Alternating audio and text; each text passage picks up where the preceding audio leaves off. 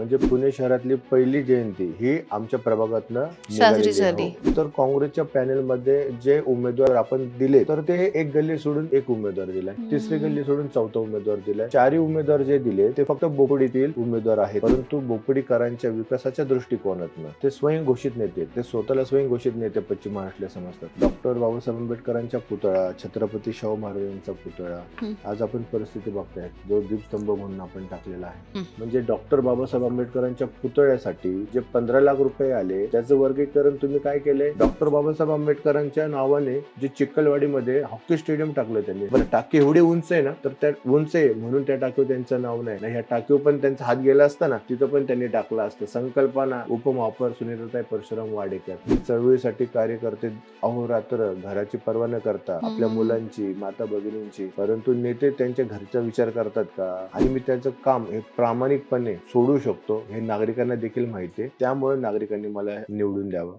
पुढच्या 5 दिवसांनी पुणे महानगरपालिकेच्या निवडणुका आहेत. खरं तर 3 वर्ष प्रशासनाचं राज्य होतं आणि अशा वेळी आपले पुढचे उद्दिष्ट काय आहे? पुण्यासाठी आपण काय करणार आहोत? आपल्या प्रभागासाठी कशाची नेमकी गरज आहे? या सगळ्या मुद्द्यांवरती अनेक उमेदवारांशी आपण बोलतोय, संवाद साधतोय आणि पुढच्या काळामध्ये, पुढच्या 5 वर्षामध्ये पुण्याच्या विकासाचा रोडमॅप काय असणार आहे? तर याबद्दल माहिती घेतोय आणि आज आपल्याशी बोलण्यासाठी माझ्यासोबत आहेत प्रभाग क्रमांक 8चे औंध बोपोडीचे उमेदवार विनोद रणपिसे. आपण त्यांचं स्वागत करूया. नमस्कार, खूप खूप नमस्कार. स्वागत नमस्कार, तुमचं. मॅम. आणि राष्ट्रवादी काँग्रेस पक्षाचे अधिकृत उमेदवार आहेत, घड्याळावरती निवडणूक लढवत आहेत. पण हे सगळे मुद्द्यावरती आपण बोलणारच आहोत, तुमचं विजनही जाणून घेणार आहोत. पण त्यापूर्वी तुमच्याबद्दल जाणून घ्यायला आवडेल, कारण पहिल्यांदा निवडणुकीच्या रिंगणात आहात. जवळपास 25 वर्षापेक्षा जास्त काळाचा सामाजिक कामाचा अनुभव आहे. तर तुमचा राजकीय प्रवास कसा सुरू झाला आणि राजकारणात काय यावंसं वाटलं?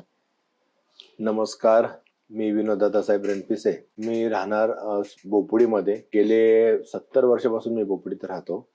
मी पहिला माझा अल्प परिचय देतो तुम्हाला.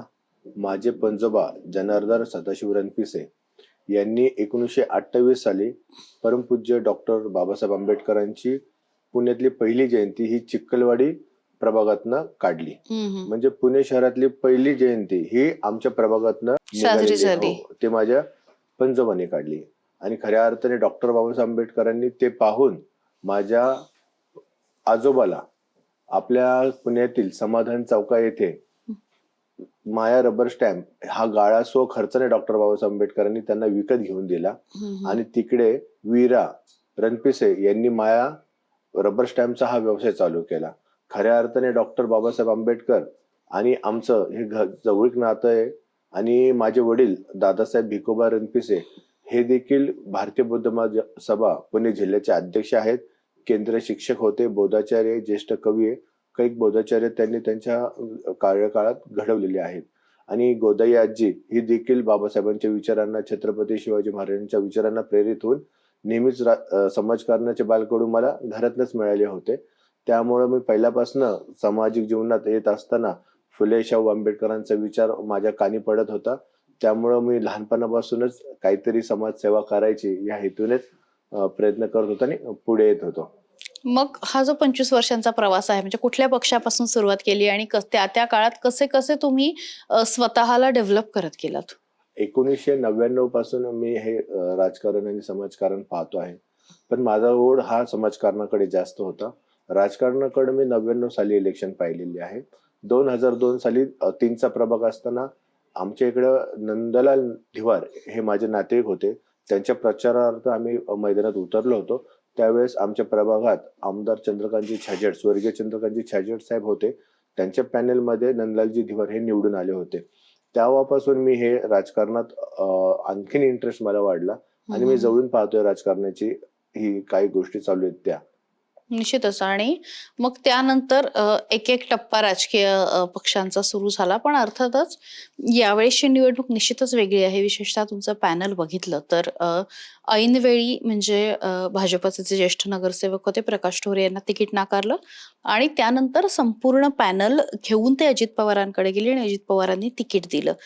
तर या पॅनलला कसे जॉईन झालात आणि त्याबद्दल थोडंसं ऐकायला आवडेल. पॅनलला कसं जॉईन झालंय मी तुम्हाला सविस्तर सांगतोच.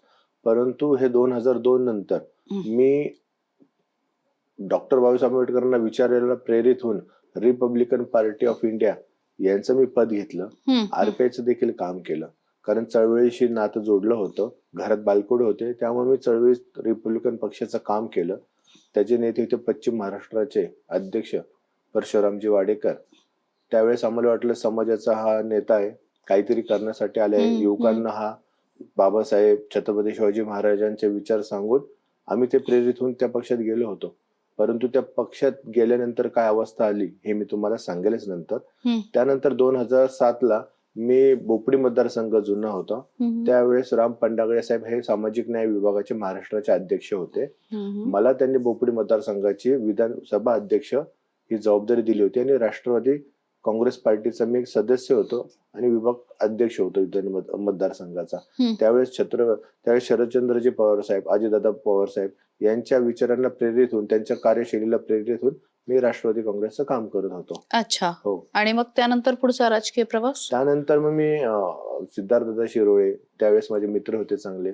मी पक्षप्रवेश केला नव्हता, पण सिद्धार्थदादा शिरोळे यांचं मी काम केलं होतं. अच्छा. हो. त्यानंतरचा कालावधी माझा हा काँग्रेस पक्षाकडे, मी गेली 4 वर्ष सातत्याने हा काँग्रेस पक्षामध्ये पुणे शहर जिल्ह्याच्या सरचिटणीस या पदावर काम करत होतो. त्यावेळेस रमेशजी बागवे अध्यक्ष होते आणि माझे मार्गदर्शक मोहनदादा जोशी यांनी मला काँग्रेस पक्षात आणलं आणि काँग्रेस पक्षात मी एक निष्ठेने काम केलं. नंतर अरविंदजी शिंदे अध्यक्ष झाले. त्यांच्या देखील अध्यक्षतेखाली मी काँग्रेस पक्षात प्रामाणिकपणे काँग्रेसचा हा सिम्बॉल आणि काँग्रेसचे विचार बोपडी मतदारसंघामध्ये पोहोचवण्याचा प्रयत्न केला. आणि खऱ्या अर्थाने बोपडीमध्ये हा जुना काँग्रेसचा बालेकिल्ला असल्यामुळे काँग्रेसची विचारधारा होती आणि काँग्रेसने देखील, पक्षाने देखील मला भरभरून दिलं. मोहनदादा जोशी असतील, रमेशजी बागवे असतील, आमचे अरविंदजी शिंदे असतील, दत्ताजी भैरट असेल, दीप्तीताई चौधरी असेल, सर्व लोकांनी मला खूप सहकार्य केलं आणि काँग्रेस पक्षाने देखील खूप प्रेम दिलं आणि काँग्रेस पक्षात मी होतोच. निश्चितच. आणि मग त्याच्यानंतर परत एकदा ना, मी जो पहिला प्रश्न विचारला होता की हे पॅनल कसं झालं आणि हा राजकीय प्रवास काँग्रेस पासून परत घड्याळापर्यंत कसा आला? काँग्रेसचा जर आपण विचार करताय, आपण आताचा पॅनल पाहिला काँग्रेसचा प्रभाग क्रमांक 8 औंध बोपडीचा, तर काँग्रेसच्या पॅनलमध्ये जे उमेदवार आपण दिलेत, तर ते एक गल्ली सोडून एक उमेदवार दिलाय, तिसरी गल्ली सोडून चौथा उमेदवार दिलाय. 4ही उमेदवार जे दिलेत ते फक्त बोपडीतील उमेदवार आहेत. एकही उमेदवार हा औंध प्रभागातला नाही. एकही उमेदवार हा जो प्रभाग आहे, एक 95,000चा वार्ड आहे समजा, त्याच्यामधला उमेदवार कुठला द्यायला पाहिजे, जातीय समीकरण झाली पाहिजे. मग तुम्ही औंधचा दिला पाहिजे, गावठाणातला एक सोसायटीतला उमेदवार दिला पाहिजे उच्चभ्रू. तर तुम्ही 4ही उमेदवार जर बोपडीतलेच दिले तर कशी काय मतं तुम्हाला पडणार? सोसायट्यांचे मतदान कसं पडणार? एकाच प्रभागातील तुम्हाला फक्त बोपडीतली मतं हवी आहेत का? मग सर्व नंबर 24ची मतं हवी आहेत का? पवळेचाळीतली मतं हवी आहेत का? भामटीचाळीतली मतं हवी आहेत का? साविनगरीतली मतं आहेत का? मग तुम्हाला बापी औंध रोडकरांची मतं नको आहेत का? मग असा जर पॅनल येत असेल तर मी मॅडम कसं काय त्या पक्षात थांबू शकतो? मला विकास कामं करायची आहेत, लोकांची कामं करायची आहेत. तर त्यासाठी मला विचारधारा काँग्रेसची बोपडीत आहे, नाकारत नाही. परंतु बोपडीकरांच्या विकासाच्या दृष्टिकोनातनं, बोपडीकरांच्या डेव्हलपमेंट दृष्टिकोनातनं तर कुठला पक्ष निवडावा? तर अजितदादा पवार हे तुम्हाला माहिती आहे, दिलेला शब्द पाळणारा नेता आहे आणि कार्यकर्त्यांच्या पाठीशी ठामपणे उभा राहणारा आहे आणि त्यांची प्रशासनावर वचक आणि पकड हे सर्वांमध्ये माहीत आहे. त्यामुळे दादांच्या विचाराला प्रेरित होऊन मी राष्ट्रवादी काँग्रेस पार्टीमध्ये प्रवेश केला झालो. आणि मग त्यानंतर एबी फॉर्म देऊन लगेचच तात्काळ मला वाटतं तुम्ही सगळेजण भेटायला गेलात आणि प्रवेश झाल्यानंतर एबी फॉर्म मिळून त्याच्यामध्ये पण फार मोठी गंमतच झाली. आमचे नगरसेवक माजी प्रकाशजी ढोरे यांना एबी फॉर्म दिला होता पक्षाने आणि एबी फॉर्म ज्यावेळेस देतो म्हणजे तो उमेदवार हा पात्र असतो, योग्यतेचा असतो, त्यावेळेस उमेदवारी दिली त्यांना. अचानक त्यांची उमेदवारी काढून घेण्यात आली. उमेदवारी काढून घेण्यात आल्यानंतर सडनली उमेदवारी मिळाली नाही त्यांना. त्यांनी मला फोन केला, विनोद कुठे आहेस तू? म्हणलं मी भाऊ म्हणतो त्यांना, भाऊ मी प्रभागामध्ये नागरिकांशी इथं थांबलोय, काम करतोय. म्हटलं तू ये माझ्या घरी, मी तुला सांगतो काय झालं. मग मी घरी गेलो भाऊंच्या. म्हणलं भाऊ काय झालं? भाऊ म्हणले आपला एबी फॉर्म दिला होता, मी 2:30 वाजता भरला, मला वरिष्ठांकडनं फोन आला, मी तात्काळ विड्रॉल केला माझा फॉर्म, तर काय करायचं? म्हणलं भाऊ तुम्ही सांगाल ती पूर्व दिशा.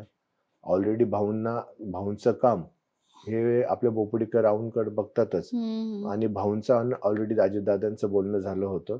तर भाऊ म्हणले दादांचं तिकीट मला भेटतंय आणि सर्व कार्यकर्ते पण देखील तयार आहेत. कार्यकर्त्यांचे हट्ट आहे की आपण अजितदादा यांच्या राष्ट्रवादी काँग्रेस पार्टीमध्ये आपण जाऊ. तर तुझा काय विचार आहे, तू येतोस का? मी तुला ती जबाबदारी देईल, हं. तर तू ती पार पाडेल का? नागरिकांचे प्रश्न मार्गी लावेल का? नागरिकांचे प्रश्न सोडवशील का? प्रामाणिकपणे नागरिकांच्या प्रश्नाला खरा उतरेल का? तर मी भाऊंना त्या क्षणी सांगितलं, भाऊ तुम्ही दिलेला शब्द मी फुलासारखा झेलेल आणि 100% 24 तास मी प्रभागातील नागरिकांसाठी झटत राहील. तुम्ही दिलेली जबाबदारी मी नक्कीच पूर्णपणे प्रामाणिकपणे पार पाडेल. हं. आणि मग भाऊंनी मला धरून घेऊन, सोबत घेऊन हाताला स्वतःच्या गाडीत बसून अजितदादांच्या बंगल्यांवर, जिजाईवर मला नेलं आणि आमचं तिकीट भाऊंनी फायनल केलं. अच्छा. तर असा हा हो. सगळ्या पडद्यामागच्या घडामोडी होत्या. हो. खूप इंटरेस्टिंग होत्या. पण असं का तुम्ही स्वतःची ओळख करून देताना म्हणजे परशुराम वाडेकरांचं नाव घेतलं आणि ते नाव आत्ता घेणं यासाठी महत्वाचं आहे, की त्यांच्याच विरोधामध्ये तुम्ही आता निवडणूक लढतायत. भाजपच्या तिकिटावरती ते उभे आहेत आणि आर-पी-आयचे नेते म्हणून, आर-पी-आयचे हं. प्रतिनिधी म्हणून पुण्यामध्ये ओळख आहे. हं.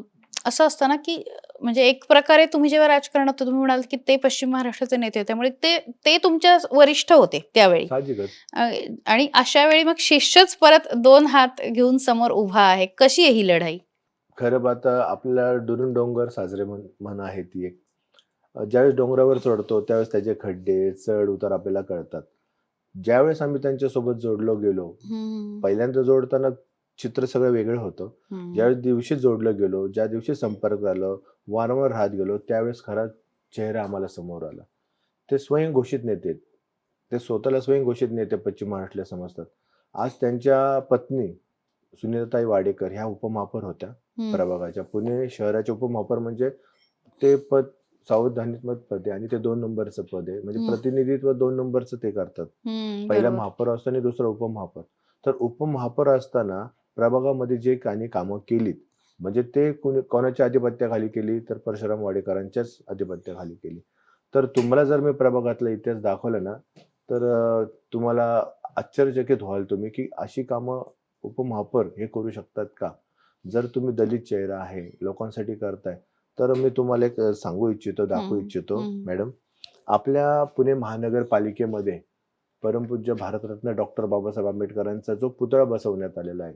हे म्हणतात आम्ही बसवला, परंतु त्या पुतळ्याची जी परमिशन लागते, जो पुतळा बसवणारा ज्या ठेकेदाराकडनं हा पुतळा घेणार आहे, तर त्या पुतळा ह्या ठेकेदाराकडनं न घेता हं, तो पुतळा ह्यांनी दुसऱ्यांकडनं घेतलेला आहे. आणि त्या पुतळ्याचं जर तुम्ही बघितलं डॉक्टर बाबासाहेब आंबेडकरांचा तो पुतळा दिसतोय का? तर कोणी देखील म्हणेल हा पुतळा डॉक्टर बाबासाहेब आंबेडकरांचा दिसत नाहीये. म्हणजे नेहमी तुम्ही महापुरुषांचा अव आणून महापुरुषांच्या नावाखाली स्वतःची पोळी भाजताय. म्हणजे दुसऱ्या ठेकेदाराकडनं पुतळा घेतला आणि पैशाचा काळा बाजार केला. हे कोणाच्या जीवावर? फक्त डॉक्टर बाबासाहेब आंबेडकरांचा पुतळा आणि समाजाच्या जीवावर. ह्याचं मी तुम्हाला डिटेल्स दाखवू शकतो. हे फोटो आहेत. हं, हे त्यांचे आम्ही त्यांना माहिती अधिकारात दिलेले लेटर आहेत गव्हाणे साहेबांना. रोहिदास गव्हाणे जे भावना रचनेचे प्रमुख आहेत. हे आमचे सगळे माहिती अधिकार कॉर्पोरेशनचे सगळे लेटर आहेत आणि आमच्या इकडे हे पुरावे आहेत. दुसरं काम त्यांनी केलं म्हणजे तुम्ही समाजात पश्चिम महाराष्ट्र नेते समजता, दलित चेहरे आहे आणि खऱ्या अर्थाने डॉक्टर बाबासाहेब आंबेडकरांच्या पुतळ्याचीच विटंबना तुम्ही करताय. म्हणजे एवढं मन म्हणजे त्यांचा काय अहवाल केलं? आला. त्यांचा अहवाल आम्ही पाहिला, बघितला ना, तर अक्षरशः फक्त पुतळे डॉक्टर बाबासाहेब आंबेडकर, फुले शाहू आंबेडकर विचार करतात ना, कुठेही इथं कला संचलनाची तुम्ही बघा. दुसरा एक मुद्दा सांगतो तुम्हाला. तर दुसरं तुम्हाला एक त्यांचा उपस्थित करतो मुद्दा.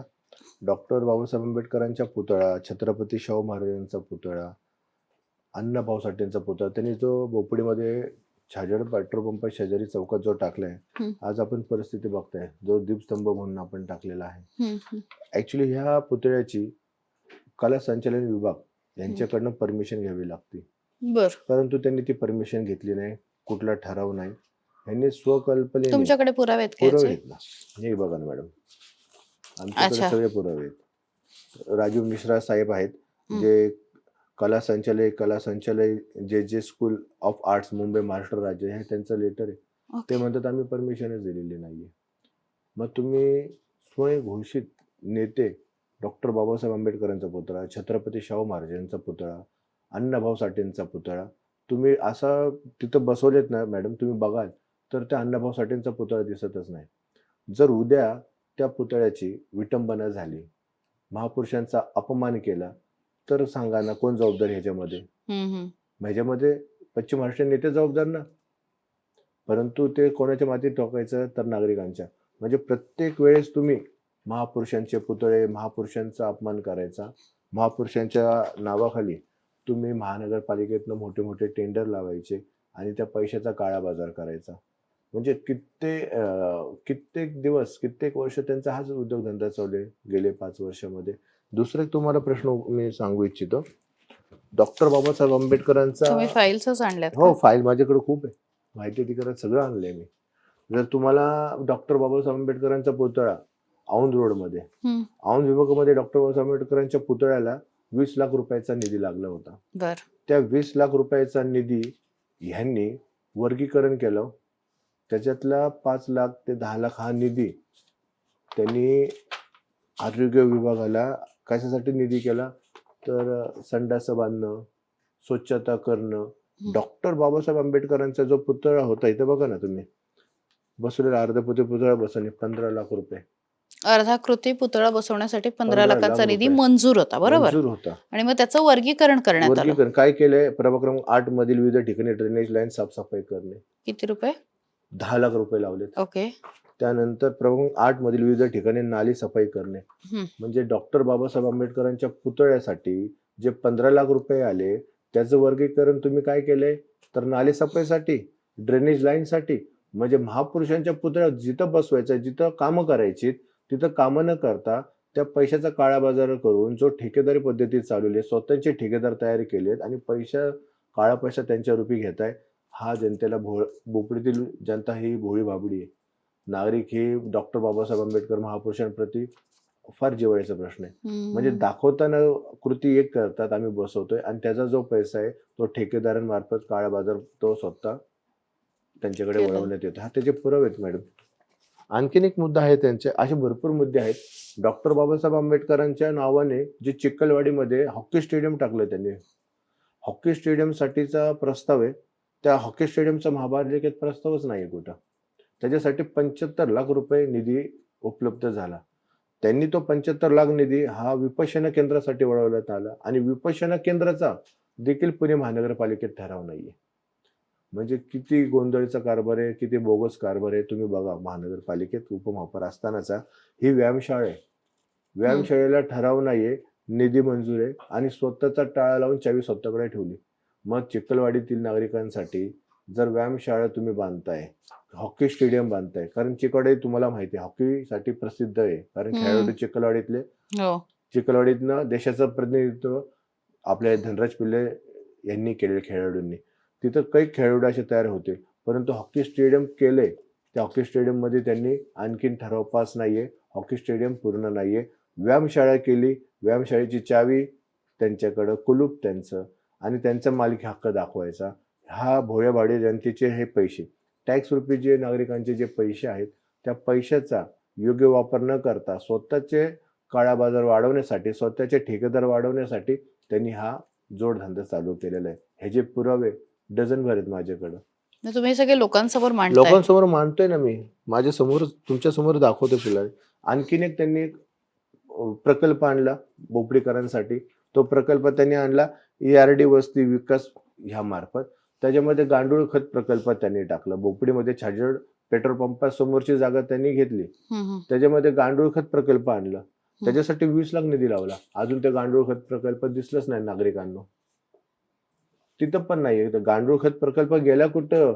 या जनतेच्या टॅक्स रुपये जो पैसा येतो, त्या पैशाच्या अशा पद्धतीने वापर तुम्ही करताय. 10-10 लाख, 20-20 लाख रुपये, 75 लाख रुपये, म्हणजे एवढ्या प्रचंड प्रमाणात मोठ्या पैशाचा तुम्ही काळा बाजार करताय आणि ठेकेदारी स्वतःच्या घरात चालवताय. म्हणजे करायचं काय? बोपडीतील जनतेचे पैसे चाललेत कुठं? म्हणजे ते चाललेत महलात. आज ते महलात राहतात. सर्वसामान्य जनतेत कुठे? आज त्यांचं घर बघितलं तर महलात राहतात ते. म्हणजे हा सर्व पैसा त्यांनी स्वतःचं घर बांधायला, महल बांधायला घेतलाय का? असं मला प्रश्नच पडतो कधी कधी. एक टाकी होती 30 दशलक्ष क्षमतेची पाण्याची टाकी, ही टाकी बांधली त्यांनी. ही टाकीचं खऱ्या अर्थाने पाठपुरावा केला प्रकाशजी ढोरे यांनी. ढोरे यांनी निधी वापरला, निधी आणला प्रभागातील टाकीसाठी, कारण पाण्याचा प्रश्न खूप मोठ्या प्रमाणात नागरिकांना भेडसावत होता. त्यामुळे प्रकाशजी ढोरे यांनी निधी आणला प्रकाशजी ढोरे हे कोरोना काळामध्ये आजारी पडले. त्यांचा पाठपुरावा त्याच्यामध्ये होता. त्यांचं काम, स्वतःचं काम दाखवून, भासवून, म्हणजे त्यांच्या जेव्हा स्वतःची पोळी भाजून ही पाण्याची टाकी बांधली. आणि ही टाकी बांधत असताना ह्या टाकीचा ठराव नव्हता, कुठे नाव नाही. मग मी ह्या टाकीचा पर्दाफाश केला आणि मी मोठ्या प्रमाणात जन आक्रोश आंदोलन ते टाकीचं केलं आणि नागरिकांच्या हस्ते पाण्याचा कॉक उघडला. त्या पाण्याच्या टाकीच्या इथं कोनशिलामध्ये सिद्धार्थदादा शिरोळेंचं नाव, मुरली अण्णा मोहोळचं नाव. आम्ही तो हातोडा मारून ते कोनशिला फोडणार होतो. परंतु नेहमी अधिकाऱ्यांना अॅट्रॉसिटीचा धाक दाखवून परत अधिकारी गप्प बसतात. कारण पश्चिम महाराष्ट्राचा नेता, स्वयंघोषित नेता आहे, दलितांचा नेता. त्यामुळे अधिकारी काय बोलत नाही. प्रशासन त्यांच्याकडं, सिस्टीम त्यांच्याकडं, करायचं काय? तरी आम्ही मान्यवरांना सांगून हातोडा मारला नाही. परंतु नागरिकांच्या निदर्शनास आणलं की टाकी चालू होऊन कित्येक दिवस झाले. फक्त ह्यांना निवडणूक डोळ्यासमोर ठेवून हा मुद्दा लोकांसमोर आणायचा होता की आम्ही टाकी आणली. बरं, टाकी एवढी उंच आहे ना, तर त्या उंच आहे म्हणून त्या टाकीवर त्यांचं नाव नाही. ह्या टाकीवर पण त्यांचा हात गेला असता ना, तिथं पण त्यांनी टाकलं असतं. संकल्पना उपमहापौर सुनीताताई परशुराम वाडेकर. आज आपण प्रभागात पाहिलं तर प्रत्येक ठिकाणी त्यांच्याच पाट्या, त्यांचेच बोर्ड. आज डॉक्टर राजेंद्र प्रसाद शाळेची मराठी माध्यमिकची जी शाळा आहे, फार बिकट अवस्था आहे शिक्षणाची. त्या शाळेवरती पाटी मोठी, त्यांची पाटी मोठी. अरे पण तुम्ही आतमध्ये जाऊन पहा, त्या शालेय विद्यार्थ्यांना पुस्तक आहे का? त्यांना अत्याधुनिक लॅपटॉप दिलंय का? टॅब दिलंय का? त्यांच्या शिक्षणासाठी काय करताय? फक्त स्वतःची पाटी मोठी, शाळेची पाटी कोरी. डॉक्टर बाबासाहेब आंबेडकर आपल्याला सांगतात की शिक्षण हे वाघिणीचं दूध आहे. जो कोणी प्राशन करेल तो गुरगुरल्याशिवाय राहणार नाही. कारण समाज वंचित आहे. जर शिकाल तर तो टिकेल. मग तुम्ही शिक्षणासाठी, बोपडीकरांसाठी काय केलंय? औंध रोडकरांसाठी काय केलंय? तुम्ही एखादी इंग्लिश मीडियम शाळा आणली का? किंवा उच्च शिक्षण दर्जा नागरिकांना, आपल्या मुलांना द्यायचं, त्यासाठी काय केलं? काहीच पाठपुरावा नाही. फक्त आणि फक्त स्वतःचं नाव, स्वतःच्या पाट्या यांनी पुढे आणलेले आहेत. म्हणजे ही जनता भोळी भाबडी राहिलेली नाहीये. आणि जनता ही सुज्ञ आहे. ही सगळं बघते, पाहते. आणि हे स्वयंघोषित नेते, जो दलित समाजाचा एवढा मोठा नेता आहे आणि दलित समाजांचे, फुले शाहू आंबेडकर विचारांचे पुतळे अपमान केलाय. प्रभागात तुम्हाला मी कैक असे उदाहरण दाखवलेले आहेत. माझ्यासमोर सगळे पाठपुरावे आहे. आणखीन तुम्हाला दाखवू का यांचे माहिती अधिकारात? माझ्याकडे डझनभर पुरावे आहेत यांचे. बघा, सगळे पुरावे आहेत माझ्याकडे. माहिती अधिकार, महानगरपालिकांचे प्रशासनाचे लेटर, वारंवार मी यांच्याशी संपर्क साधतो. परंतु प्रशासन त्यांच्याकडे, सिस्टीम त्यांच्याकडे. म्हणूनच मला काय करायचं होतं की सिस्टीम मध्ये जायचंय, प्रशासनाचं मध्ये जायचंय. तर कोण आहे? अजितदादा पवार. ओके. अजितदादा पवारांची पकड आपल्या सर्वांना माहिती आहे. मग हे सगळे जनतेचे प्रश्न कोण मार्गी लावेल? तर अजितदादा पवार लावेल. त्यामुळे अजितदादा पवारांचा पक्ष निवडला आणि मी राष्ट्रवादी काँग्रेस पार्टीमध्ये आलो. प्रभागाबद्दल आणि राजकारणाबद्दल आपण बोलूच, पण विषय आरपीआयचा निघाला आणि एकूणच सगळ्या आंबेडकरी चळवळीचा निघाला. आत्ताच्या घडीला खरंच देशामध्ये नीट बघितलं तर आंबेडकर चळवळ खूप खिळखिळी होत चाललेली आहे आणि अर्थात त्याला काही एकच व्यक्ती कारणीभूत आहे असं नाही. पण का हे सगळं होतंय? म्हणजे आज चळवळीचं नाव पूर्वी अक्षरशः लोक कापायची किंवा त्यांना चांगलं प्रतिनिधित्व दिलं जायचं सत्तेमध्ये. पण आता हे सगळंच होताना दिसत नाही. कोणाचा दोष आहे? नेत्यांचा आहे, कार्यकर्त्यांचा आहे? कोणाची चूक आहे यामध्ये? ह्याच्यामध्ये कार्यकर्त्यांची चूक नाहीये. ह्याच्यामध्ये नेत्यांची चूक आहे. पूर्वी दलित पॅन्थर होतं, आपण पाहिलं असेल. ठाणे वाघ होते. कैक असे पॅन्थर निर्माण केले होते चळवळींनी. स्वतःचा जीव दिलेले आपण पाहता. मराठवाडा नामांतरांसाठी जाळून घेतलेले लोकांनी आंदोलन केलेत. त्यावेळेस रामदास आठवले साहेबांना देखील आपण पाहिलं, फोटो अजून चित्रित होतो, कशा पद्धतीने पोलिसांनी मारहाण केली होती. त्यावेळेस विचार वेगळे होते, समाजाची एकनिष्ठता होती, राजकीय पोळी भाजायची नव्हती, स्वतःला पैसा कमवायचा नव्हता, जे काही ते समाजासाठी चळवळीत योगदान द्यायचं होतं. परंतु आताची चळवळ आपण पाहता, स्थानिक नेते, जे स्वयंघोषित नेते, ते चळवळीशी एकनिष्ठ नाहीये. त्यांना फुले शाहू आंबेडकर विचार फक्त लोकांसमोर मांडतात, पण त्या विचार रुजवायचा आहे ही चळवळ आता राहिलेली नाहीये. फक्त लोकांसमोर विचार द्यायचा, पुतळे बांधायचे, समोर दाखवायचे आणि स्वतःची राजकीय पोळी पण भाजायची आणि त्याच्यामध्ये स्वतःच्या पैशाचा काळा बाजार करायचा. आणि आता ते गब्बर झालेत ना पैशाने, खूप पैसे कमवले. आता त्यांना चळवळीची एकनिष्ठता राहिलेली नाहीये.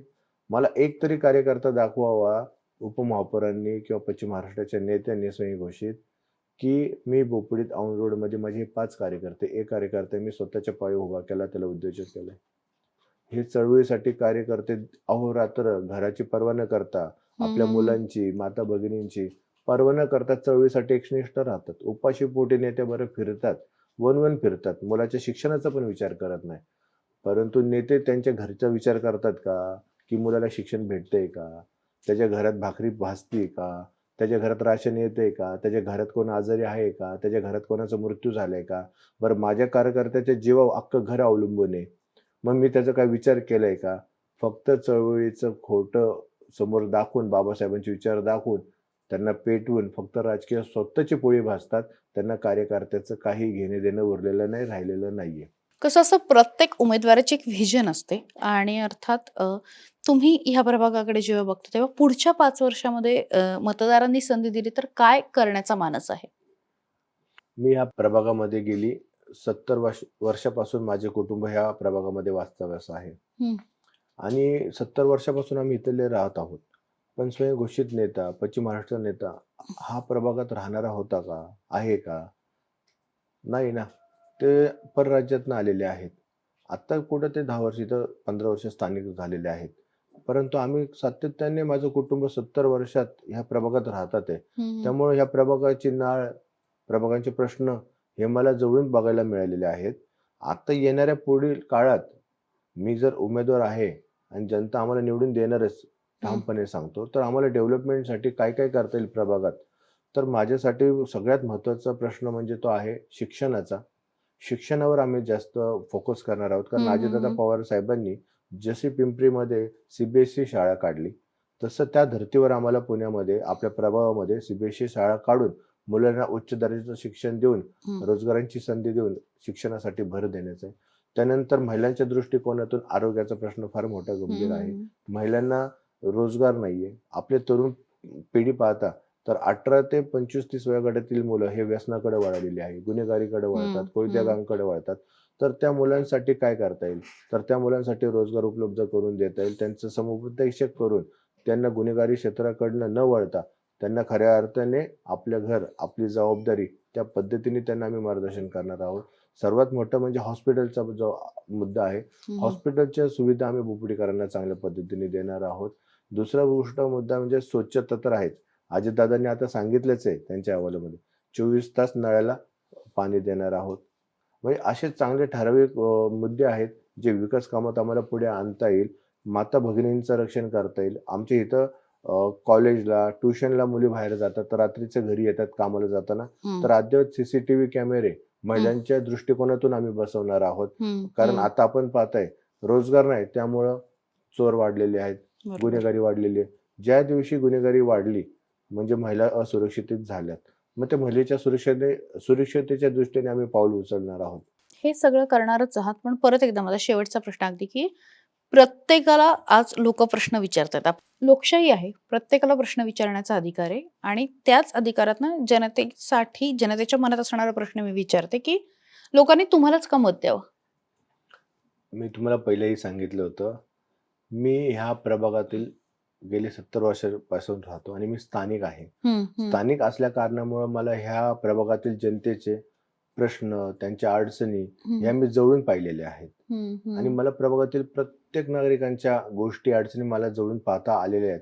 त्यामुळे मी ते सोडवण्याचा हे प्रामाणिकपणे मी प्रयत्न करेन. हं, हं. त्यामुळे तुम्ही मला निवडून दिलं पाहिजे. आणि दुसरा मुद्दा मी तुम्हाला सांगू इच्छितो, की माझ्याकडं काम घेऊन कोण लोकं येतात, हं, तर हं. माझ्याकडे येताना कुठलेही आड-अडसर येणार नाही. माझ्याकडे कुठलीही दहशत नाहीये. मी एकदम क्लीन आहे. कुठलाही नागरिक 24 तास कधीही माझ्या ऑफिसला, माझ्या घरी येऊ शकतो आणि मी त्याचं काम हे प्रामाणिकपणे हं. सोडू शकतो. हे नागरिकांना देखील माहिती आहे. त्यामुळे नागरिकांनी मला निवडून द्यावं. मी प्रभाग क्रमांक 8 औंध बोपडीतील प्रत्येक नागरिकांना आव्हान करतो, की येत्या 15 जानेवारीला सकाळी 7:30 ते 5:30 ह्या वेळेत जास्तीत जास्त नागरिकांनी बाहेर पडून मतदान करावं आणि मतदान मी विनोद दादासाहेब रणपिसे प्रभाग क्रमांक 8 अनुसूचित जाती या विभागातून बसलेलो आहे. माझा अनुक्रमांक आहे 6. माझ्या नावासमोर चिन्ह आहे घड्याळ, घड्याळाच्या चिन्हासमोर बटन दाबा. दुसरे आमचे उमेदवार आहेत ओबीसी महिला, त्या आहेत पौर्णिमाताई बाळासाहेब रानवडे, त्यांचा अनुक्रमांक आहे 5, त्यांचं चिन्ह आहे घड्याळ, त्या घड्याळ देखील तुम्ही बटन दाबावे. तिसरा आमचा उमेदवार आहे, तिसरी जी मशीन आहे त्या मशीनमध्ये 2 उमेदवार आहेत. तर वरती आहेत जो फिकट पिवळा, त्याच्यामध्ये आहेत अर्चनाताई मधुकर मुसळे, त्यांचा अनुक्रमांक 5, त्यांच्या देखील घड्याळ चिन्हासमोर बटन दाबावे. आणि त्याच मशीनमध्ये खाली निळा कलर आहे फिकट, त्याच्यामध्ये अनुक्रमांक 2 प्रकाश ज्ञानोबा ढोरे, त्यांचं देखील चिन्ह आहे घड्याळ. त्यामुळे घड्याळाच्या चिन्हासमोर बटन दाबून आम्हाला प्रचंड प्रमाणात बहुमताने निवडून द्या. कारण खऱ्या अर्थाने बोपडीतील जनतेला विकास हवा आहे. तर विकास कोण करेल? तर वाद्याचा पक्का अजितदादा. त्यामुळे घड्याळाच्या चिन्हासमोर बटन दाबून तुम्ही आम्हाला प्रचंड बहुमताने विजयी कराल अशी अपेक्षा ठेवतो आणि आवाहन करतो. धन्यवाद. प्रत्येक लोकप्रतिनिधी, मी काही मुलाखतींमध्ये सुद्धा म्हटलेली आहे, की प्रत्येकाला वक्तृत्व कला ही अवगत असते असं नाही. पण प्रत्येकाला काम करायचं असतं आणि ज्याला काम करायचं असतं तो कदाचित वेळेने शिकेलही. पण काम करण्याची इच्छा असणं हे महत्वाचं आहे आणि ती तुमची दिसून आली. तुम्हाला पुढच्या वाटचालीसाठी, राजकीय वाटचालीसाठी खूप खूप शुभेच्छा. धन्यवाद.